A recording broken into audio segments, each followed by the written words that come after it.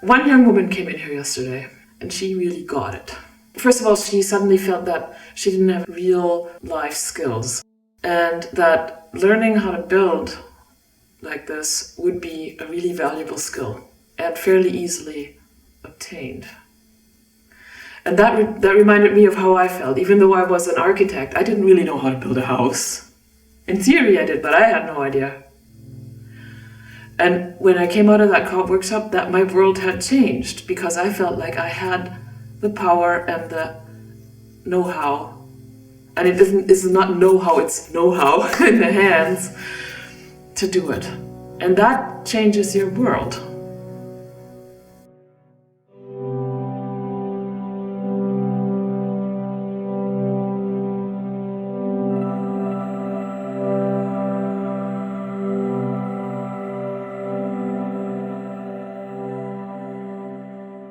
It was wearing out my body, especially my right arm, and especially my elbow and my wrist, from hammering and sawing and all the noise and toxic wood and stuff. And it was just like, I was getting fed up with that part. So then when I saw that you could build without having that right armness and that poison and noise, really excludes other people. You don't go up to somebody who's sawing a board and say, "Hi, what you doing?" But this whole idea of the co-op was so inclusive of people and so much easier on my body and on my nose and, my lungs and everything. And then, of course, the wonderful people that it attracts just expanded my life and my experience of learning how to get along and gathering and working together.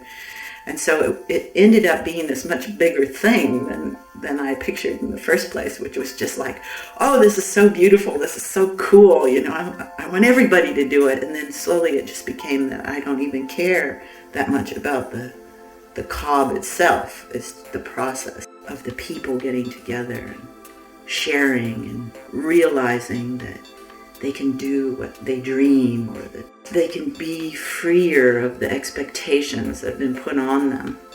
And cob kind of tells people that in a real cellular way. And you can watch how it affects the people. At first they're kind of skeptical and asking technical questions and, frowning. And then by about day 3, they're just laughing and they're covered in dirt and they're having conversations, deep conversations about what they maybe could do in their life. It seems to be a standard sort of evolution process that humans go through when they're cobbing and working together and giving up that, okay, we have to look good and clean and, I'm doing what I'm doing and you're doing what you're doing, and where you just eat together and you work together and create together and make decisions together. It's just selfish. I don't do it because I want to save the world. I do it because I want to save myself.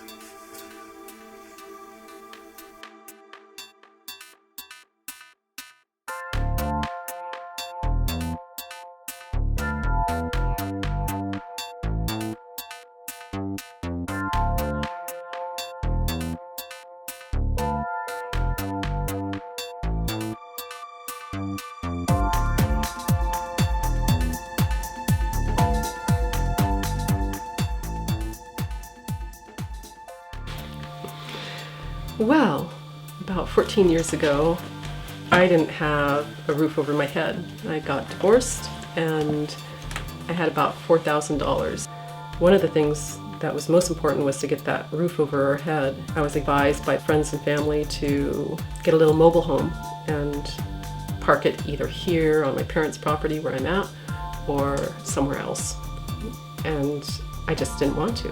I felt that I had learned a way of building a house. I had taken the first cob cottage workshop and had learned how to build cob, and I felt that if my parents said I could park a mobile home on their property, why not build my own little house?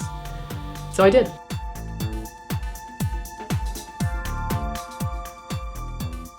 And I started building it pretty much by myself, but my parents helped with some of the woodwork. And 4 months later I moved in and have been living happily ever after. So it was a very quick process, and it was never regretted. It was wonderful. I think of the mobile house once in a while, thinking of what it would have been like to live in one of those boxes, and there's just no comparison. I've never since then doubted who I am, because when you follow that first crazy dream, which Cobb was for me, why should you have doubts about anything else that you have inside you, other dreams you have? So I've tended to think that Cobb has strengthened who I am, and that strength is shown to everybody who comes and visits, whether it's for a few minutes or for days, or old friends or new friends. I think they feel the strength of the house because that's what was put into it, was my own strength. And it's a testament every day to me that I did it, I can do it, and I can do just about anything. If it's a good goal, go for it. So, yay Cobb. How old were you then? 9. I was 9. Okay, you forgot your own name. You forgot my age. Right. So maybe you'd like to talk about that. Okay. About that.